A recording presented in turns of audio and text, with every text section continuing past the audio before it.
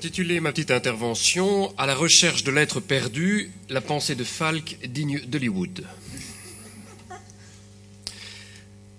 Alors, j'ai la chance de m'occuper de chaînes de télévision, quand mes travaux de philosophie me le permettent, et je suis allé ces jours-ci à Los Angeles pour ce qui est le grand rendez-vous annuel mythique de Hollywood, qui est les TV Series Screenings. Alors, c'est le moment au cours desquels les grands producteurs et les grands studios présentent les pilotes des nouvelles séries. Alors, pour vous découvrir en exclusivité un aspect, la grande tendance, c'est les séries de retour dans le temps.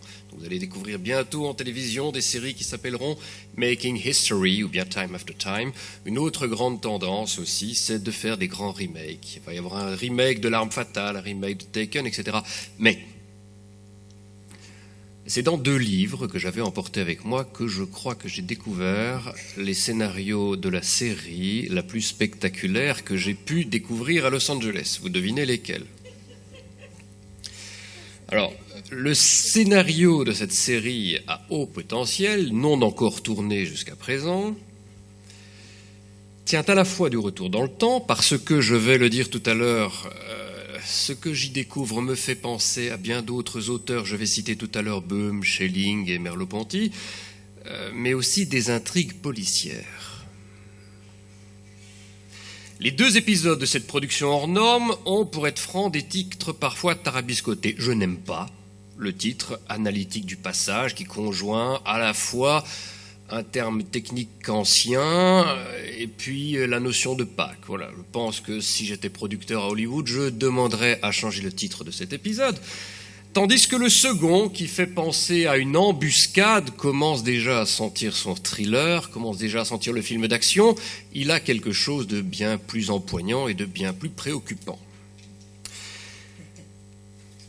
La promesse de ce scénario fait rêver et son casting est un casting qui devrait faire rougir n'importe quel producteur. On trouve au générique de cette super production qui, pratiquement que des célèbres académiques, ou bien quand ils ne sont pas célèbres encore, ils le deviendront. Plusieurs d'entre eux sont déjà renommés, ils sont quasi tous docteurs, ils sont quasi tous agrégés, ils sont professeurs en vue, ils sont auteurs prisés, ils sont américains, ils sont italiens, ils sont français. On a un casting à faire pâlir d'envie n'importe quel blockbuster. Alors qu'est-ce que ces personnages que nous promet le scénario de cette série, ils sont évêques, ils sont religieux, ils sont prêtres, ils sont laïcs, qu'est-ce qu'ils s'apprêtent à faire? Eh bien, on nous parle de rencontres, on nous parle de manière très calme, de rencontres, de confrontations avec Emmanuel Falk. En réalité, il ne s'agit pas du tout d'une rencontre académique très polie où on se salue de loin, la plupart du temps sans s'être lu. Il est question davantage d'une lutte romaine. Ces livres sentent la sueur d'une véritable empoignade virile et on est très très loin de ces petites politesses qui font d'habitude les colloques universitaires où l'alma mater, la plupart du temps, s'endort dans des petites allusions bien polies. Dans ce monde universitaire, ne se passe pas ce que l'on voit ici. Ici, nous avons des gens qui, Nousy, Léna, Grèche, Gabalieri, prennent au sérieux leur rôle d'interlocuteur et font sentir leur caractère, comme dit bien le terme anglais pour les personnages d'une série. On s'y cogne allègrement, tout cela danse sur les concepts, chacun se bat pour les idées, on est là, j'allais dire, mufle contre mufle. Les dialogues sont bons, une vraie histoire s'y déroule. Et c'est une histoire qui est bien charpentée, elle est même excellemment chapitrée.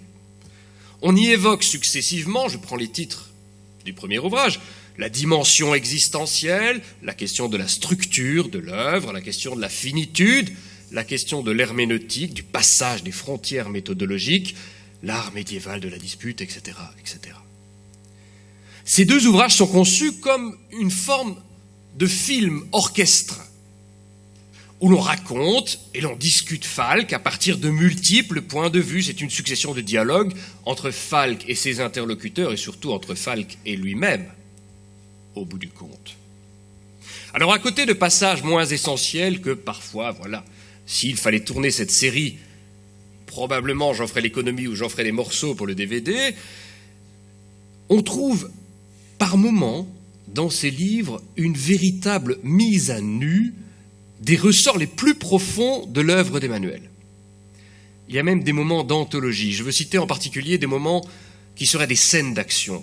Alors on a cité tout à l'heure les empoignades avec Grèche, les empoignades avec Gramont. J'ai personnellement beaucoup apprécié la rencontre de Emmanuel Falk avec Nouzille d'un côté et Bourgine de l'autre. Ce sont des moments dans lesquels on prend plaisir à voir une confrontation philosophique qui a du sens et qui construit quelque chose. Mais quel est donc au fait le pitch ? Comme on dit dans mon milieu, quel est donc le pitch de cette scripted reality ? C'est, comme je l'ai dit tout à l'heure, un retour dans le temps avec cette dimension policière que j'ai annoncée. Il y est question d'une disparition problématique, ou plus exactement d'une inquiétante étrangeté. L'inspecteur Falk y est mis en scène dans une enquête passionnante qu'il mène sur une très ancienne énigme, peut-être même la plus